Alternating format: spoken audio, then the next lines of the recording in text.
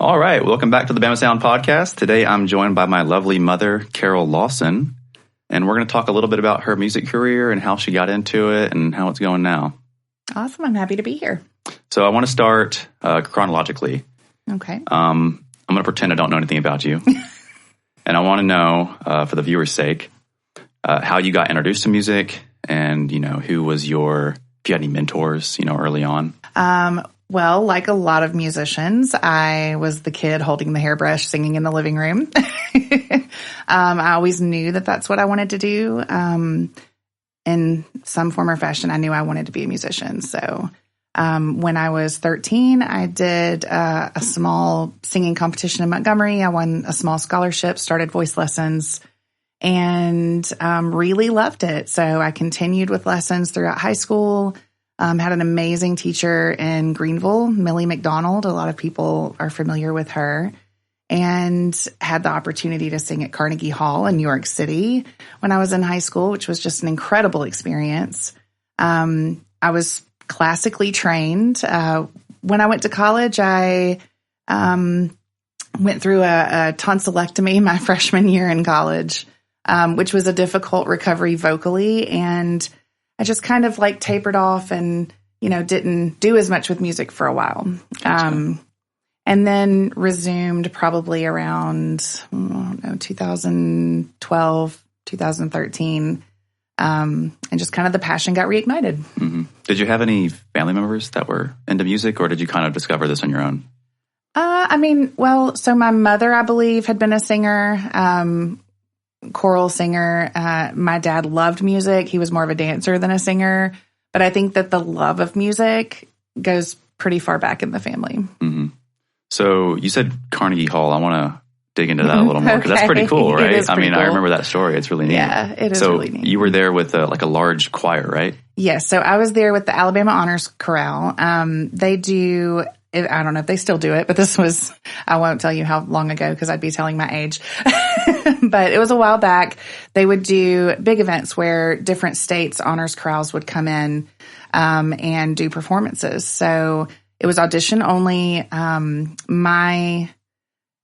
My vocal teacher, I was having private lessons with her, and that was basically my audition for me to join her group from her school in Greenville.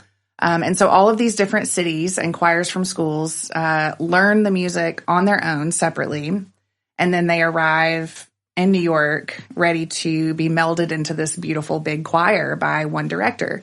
So our director was Eve Ely, really dynamic. It was amazing to be a part of that under his direction. And I was an alto in that performance. And it was such a wonderful experience to stand on that stage. It's such a historic stage. So many amazing, just incredible musicians have crossed that stage. So to look out into that auditorium and know that that's where you're standing is just, definitely an experience of a lifetime. And you said that was high school? Yes. I believe I was 15. Wow. So that was almost middle school. You were younger. 8th or 9th grade, I think. So you had just started high school probably. Yeah. Wow, that's cool. I assumed you were a senior or something when you did that. That's really cool. Well, it might have been, I think I was a sophomore. Gotcha. Yeah. Okay. So what was getting into music and learning technique like before the internet really got its legs, Well, y'all are so lucky now to have the internet, let me tell you. But it was really just a lot of private lessons, a lot of practicing at home, a lot of vocal exercises. But that's still really the way it is for singers. You just may have access to YouTube videos that teach it to you instead of having to drive 30 minutes to a voice lesson, Do you feel like the techniques that you've been taught later in life have changed at all from the instruction you were given earlier? Well, I was being classically instructed when I was younger, and for instance, I've worked fairly extensively with Jilla Webb, and she has a true talent for helping singers and artists find their voice, their unique voice and sound. So she's able to adjust with the singer for their style and their goals with their music. Back when I was taking voice lessons, it was very much, classically steered, training. Right. Pretty much across the board, it was there wasn't a whole lot of divergence. Yes, there wasn't a whole lot of, diversity in the styles. It was very, when I went to college and I had my tonsillectomy, when I came back from that surgery, I told my collegiate voice instructor that I wanted to sing different types of music. I didn't want to sing classical music anymore. And at this point, I'm singing Italian arias, and that was how I got my vocal scholarship in college. I said, I don't want to sing Italian arias anymore. I want to sing, country and, rock. And she said, no, absolutely not. Like it was bad for your training? Yes, that's what she was very purist. And she said, absolutely not. I will not teach you that. And so I basically quit. She just didn't know. Right. Well, back then, those styles of music were just not, in that circle, were not considered legitimate, But was that the instructor? I remember you told me a story a long time ago where like you were singing and she would always get on to you and others about leaders if you were really straining. No, that was Millie. That was Millie. Yeah. So is that actually an issue? Like technically, is that an issue or is that just? I'm probably not the best person to ask that question to, because I'm not really. It's been a long time since I've really been in those circles of vocal instruction. But I've seen a lot of really talented, very high profile singers that also have leaders. Mm-hmm. So yeah, me too. So I'm not sure. Ever since you mentioned it to me, I always kind of noticed. I know you always look, and it's So how did your voice change when you got out of classical and into kind of what you were interested in? Well, I mean, I think voices mature as we get older. I know that my operatic classical voice was always described as being like very clear and bell-like. I didn't have a lot of power, but I had a lot of clarity and tone. And I think as I got older, it's hard to say what it would have sounded like now if I'd continued in that style of music. But as I got older, I know my voice got more robust. I mean, more mature. There was more depth, more probably low end, warmth. So, I mean, I definitely think voices do mature and, change as we get older. For me, I think in probably a lot of really good ways. Mm. When did you start gigging? Like, when did that become kind of a commercial, professional thing for you? I'd always wanted to, but I just didn't even know where to start.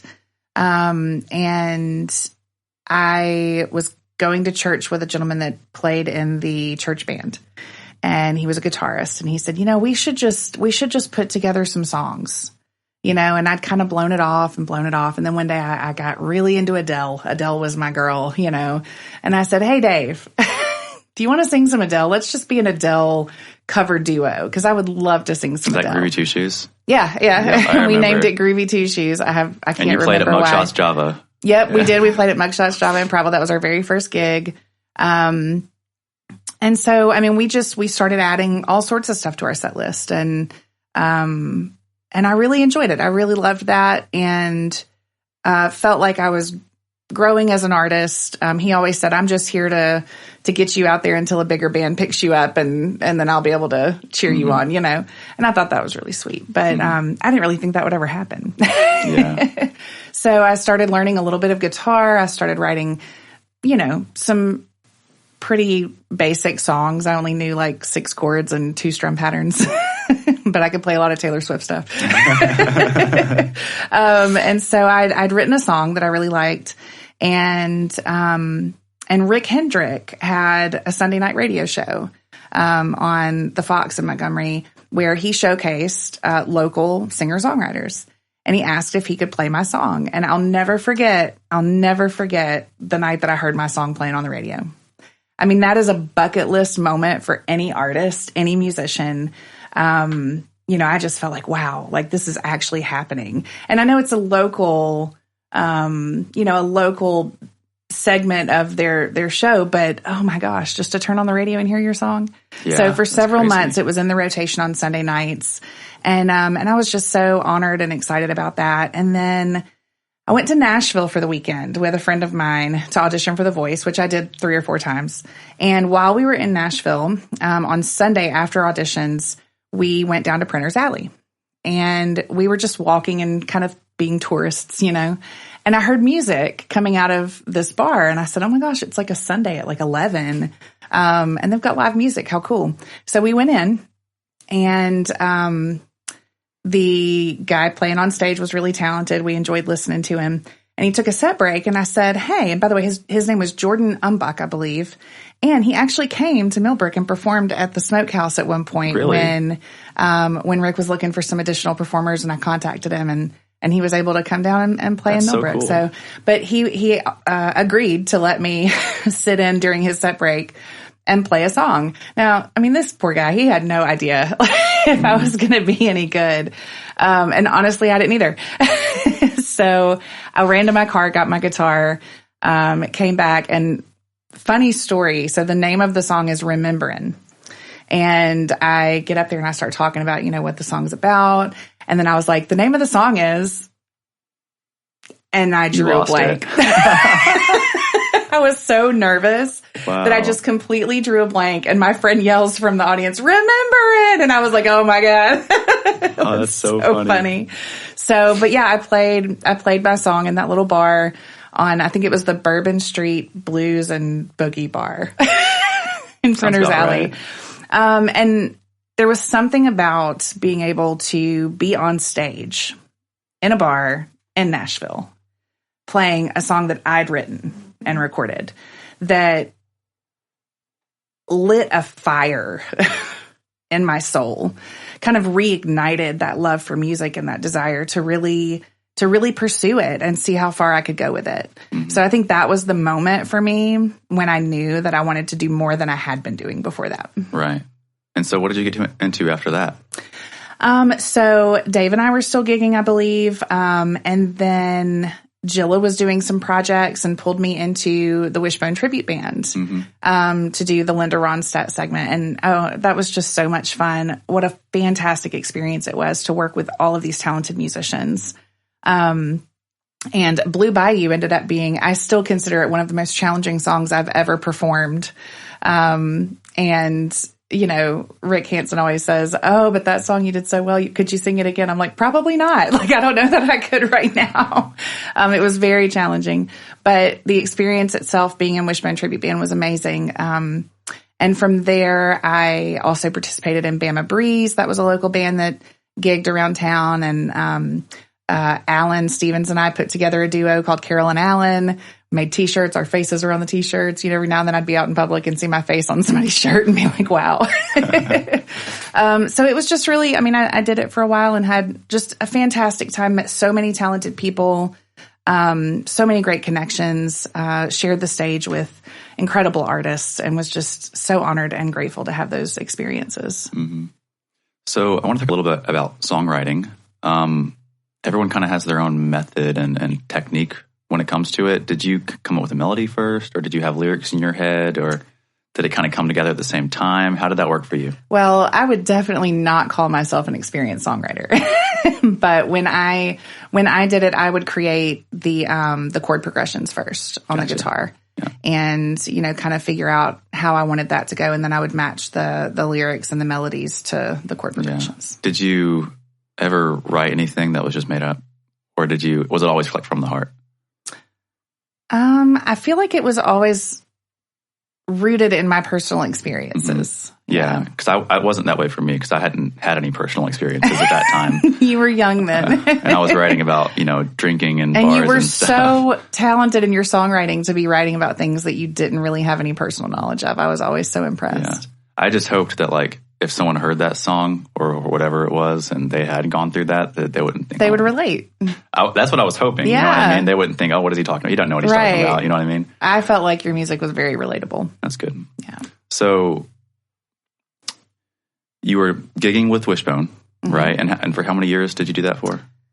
A year or two? A year or two. I gotcha. And did you join any other bands after that point? Well, Bama Breeze, I'm trying to think. Like Bama Breeze you were with for a few years, right? Yeah, we did a lot of stuff around town. And honestly, COVID was what sort of concluded my run as a musician. All of the venues were shut down during the pandemic, and in September of 2020, I opened my photography studio. Right. We both dove into, camera basically as after music became I feel like we've non-existent. kind of always been a little parallel in our creative endeavors. Yeah. But like we were always kind of into photography, videography. And well, I wasn't really into videography. I kind of was following in your footsteps with my little point and shoot at times. And doing a great job. Yeah, but all of a sudden the pandemic happened and there was no more live music. And right. I was already kind of struggling with the gigging thing. Like I struggled to go and chase it, because just the way my brain works, I struggle with chasing things like that. I have to put right in my lap and then I'll do it. You know what I mean? But I tried, man. Yeah, but I tried putting it right in your lap. I've enjoyed my transition into the filming career. It's a lot of fun. But I still play. It's just kind of a personal satisfaction thing. It's not really about going out and showing the world. Exactly. And you're still young. So I feel like some years down the road, you may find yourself, kind of feeling bored and like, what do I want to do with my time? Oh, I think I'll make music. And before you know it, you'll be gigging again. Have you considered like getting back into it? Actually, I have. I actually just reached out to Jilla Webb the other day and sent her a video of me singing years ago and said, can you help me get my voice back in this kind of shape?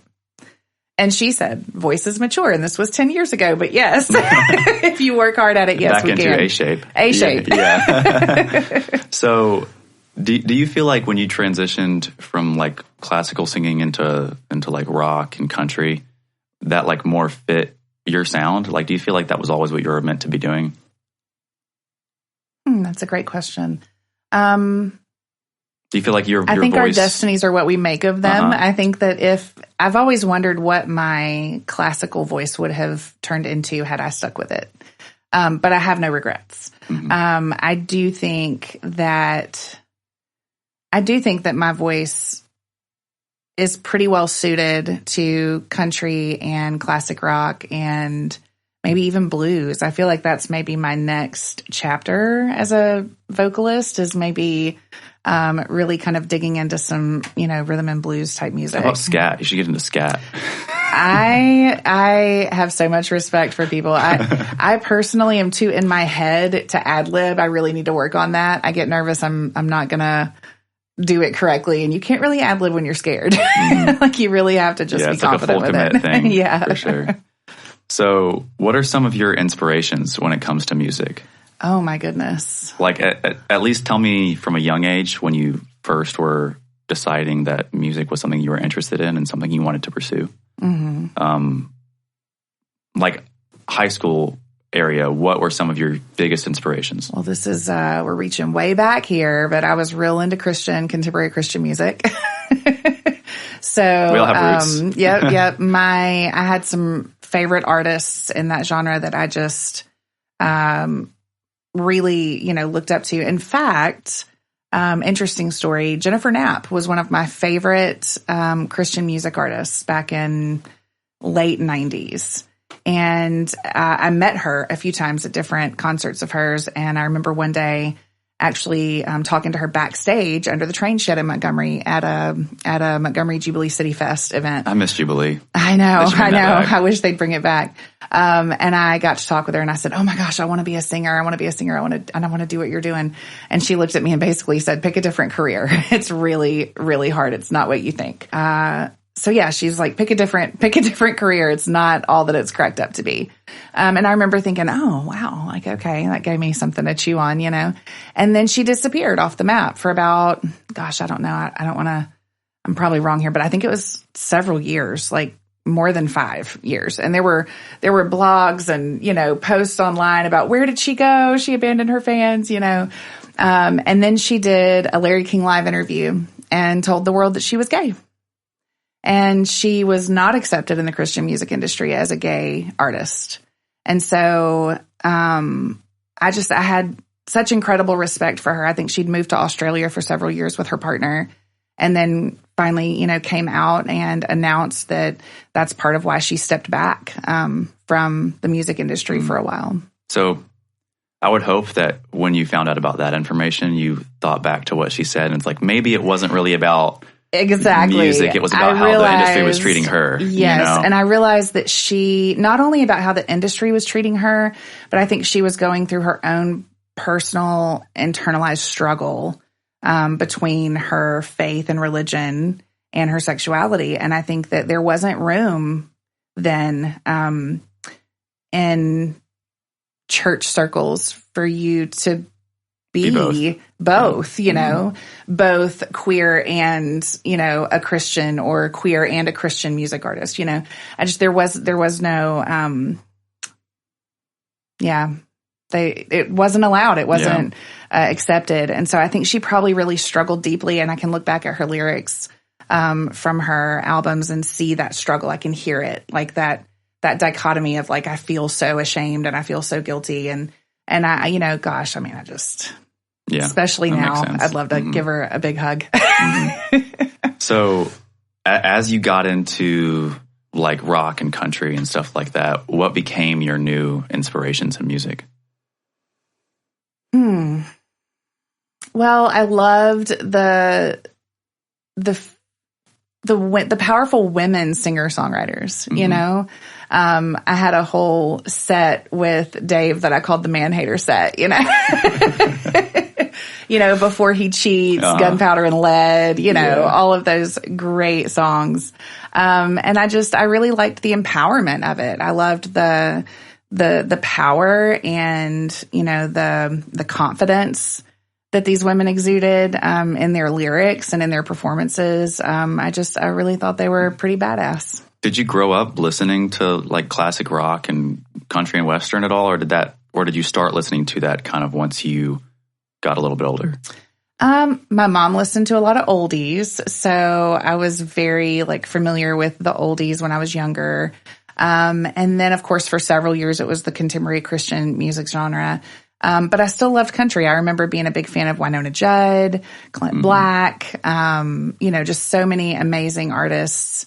And I do think I was influenced by those country artists for sure. I remember a really funny story you used to tell me a few times, and it was when your mom got really mad at you because you had a Pearl Jam record that had Jeremy on it, and it dropped the F-bomb. Yeah. And she lost her mind over it. It wasn't her, it was her husband, but yeah. Oh, I gotcha. But it was super embarrassing because I was a senior in high school, and a guy friend of mine that was a junior had loaned me this CD because I really loved Pearl Jam.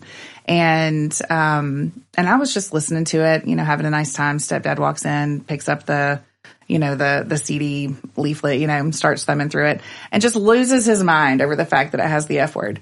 And I'm like, but you do realize I've been listening to Sarah McLachlan Building a Mystery for 3 years. It's like, pick one. It can't be, you can't do that. And they were like, we're going to deliver it back to him. I was like, oh my God. Oh my gosh, that's a load. You are literally he's a year younger than me and you're going to hand deliver the CD back to him. Please stop. So odd. Please stop.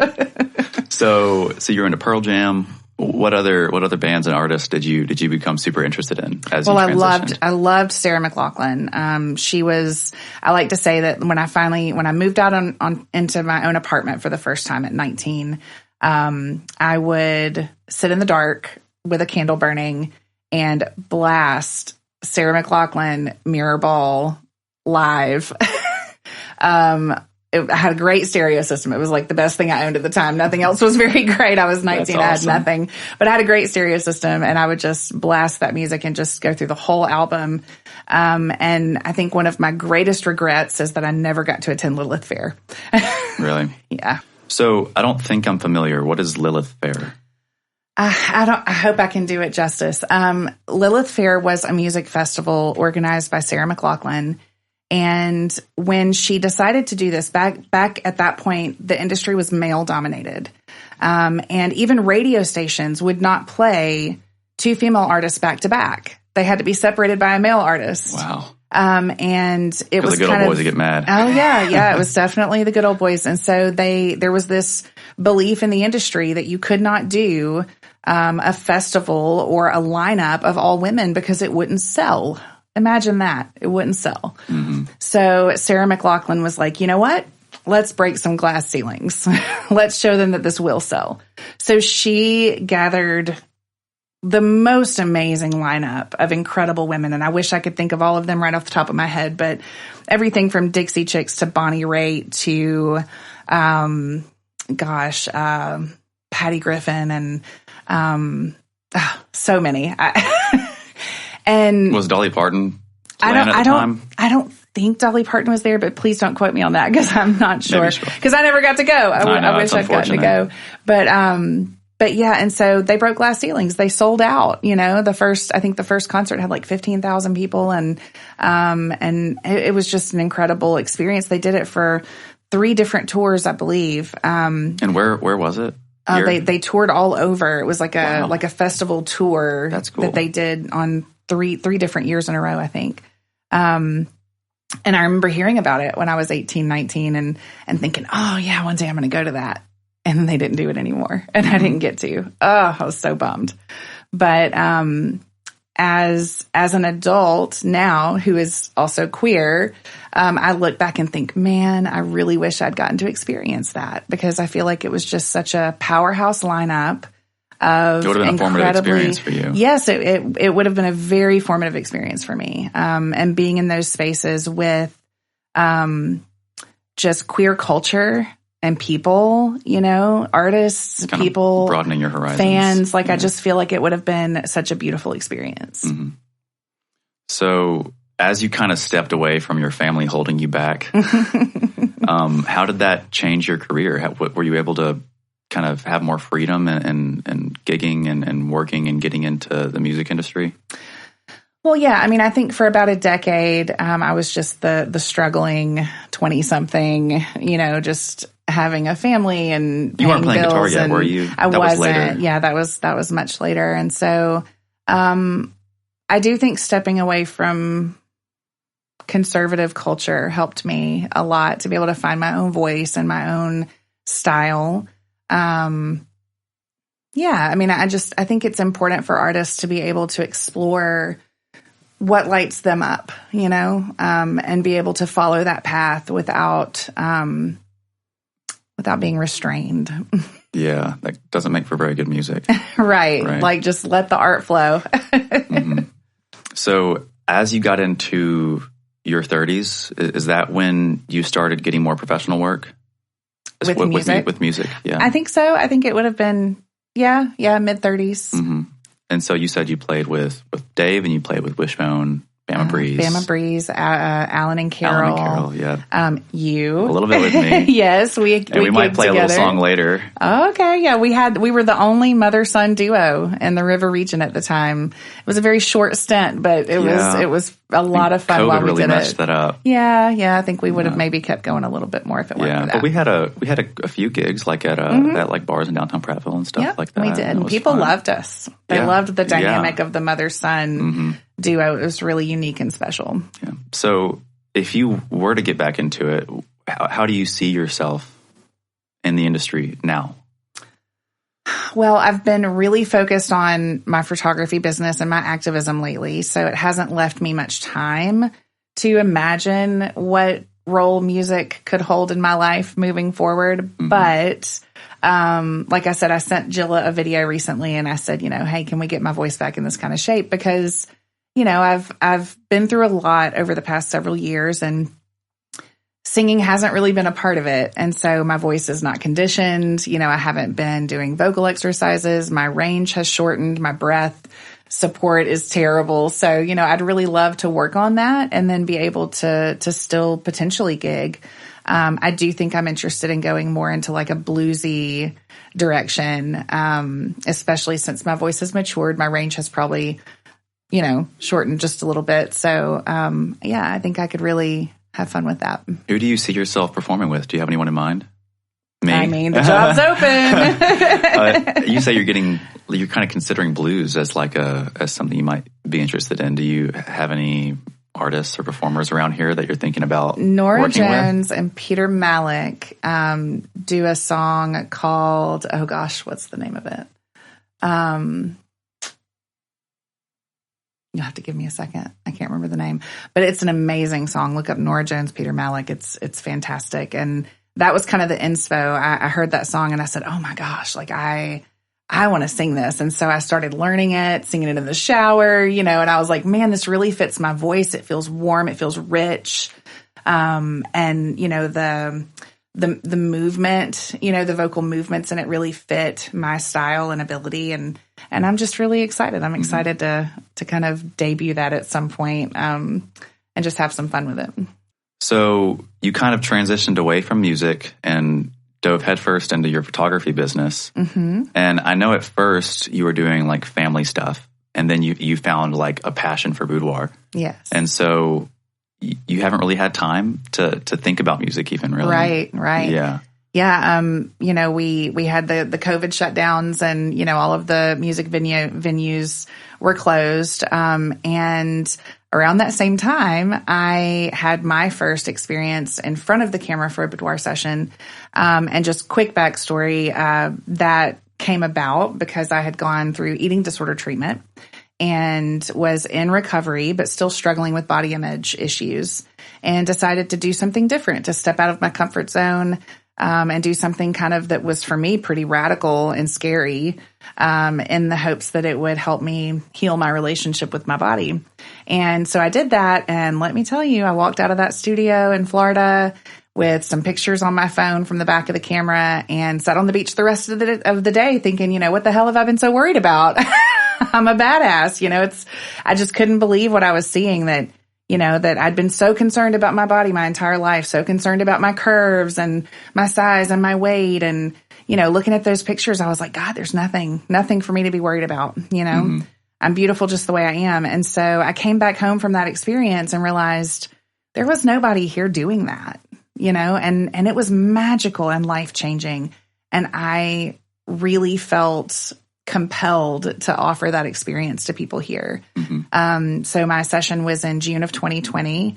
I came home. I started a private Facebook group in July, ran a model call in August, needed a place to shoot sessions, priced Airbnbs, and realized I could probably rent a studio space permanently for what I would pay each month in Airbnb costs, and signed my lease on a studio in downtown Prattville, right on Main Street, on September 1st. So from June to September of 2020, my whole life changed. Yeah, that was quick. Yes. I didn't realize it was that quick. Yeah, it was full on.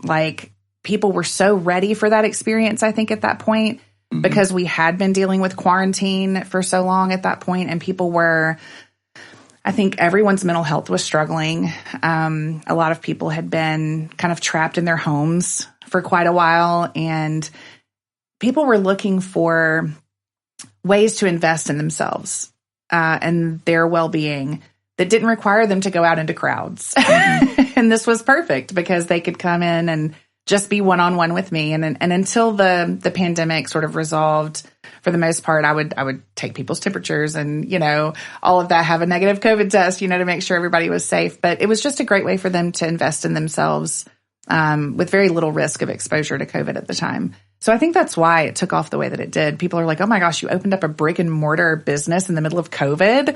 Yes. And it was perfect timing. It was magical. It might sound crazy, but it was very successful. And I occupied that studio space in downtown Prattville for about 5 years. I've run a successful business going into the 6th year now. And just recently moved my studio from Prattville to Cloverdale. So super excited to be in Montgomery now. Yeah, it's really cool. Well, I'd love to play a song with you if you're interested. Okay, yeah, let's do it. What kind of song do you want to play? What do you have in mind? I'll do anything. Anything that I can pick too. Oh, gosh. How about Gunpowder and Lead? You want to scream? Yeah, let's do it. All right. Sounds good. Good deal. All right, ready to get started? All right, let's do it.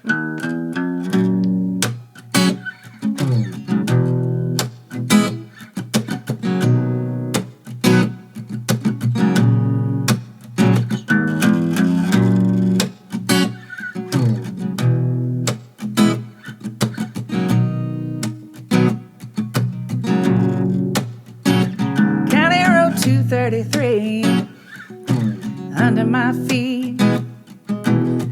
Nothing on this white rock but a little old me. I got 2 miles till he makes bail. And if I'm right, we're heading straight for hell.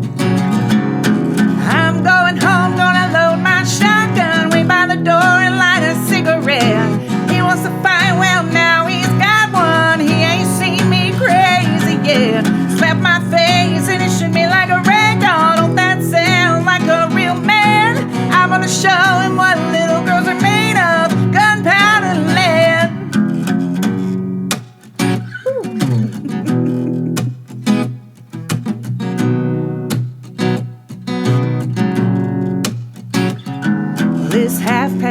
in, another 6-pack in, and I can feel the rumble like a cold black wind.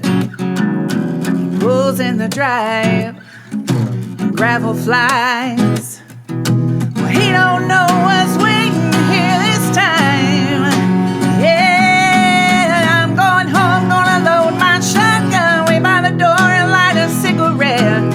He wants to fight, well now he's got one. He ain't seen me crazy yet. Slapped my face and he shook me like a rag doll. Don't that sound like a real man? I'm gonna show him what little girls are made of. Gunpowder and lead. His fist is big, but my gun's bigger. He'll find out when I pull the trigger. I'm going home, gonna load my shotgun way by the door and light a cigarette. He wants to fight, well now he's got one. He ain't seen me crazy yet. Slapped my face and he shook me like a rag doll. Don't that sound like a real man? I'm gonna show him what little girls are made of. Gunpowder and lead. Yeah, yeah, yeah. Gunpowder and lead. Yeah, yeah.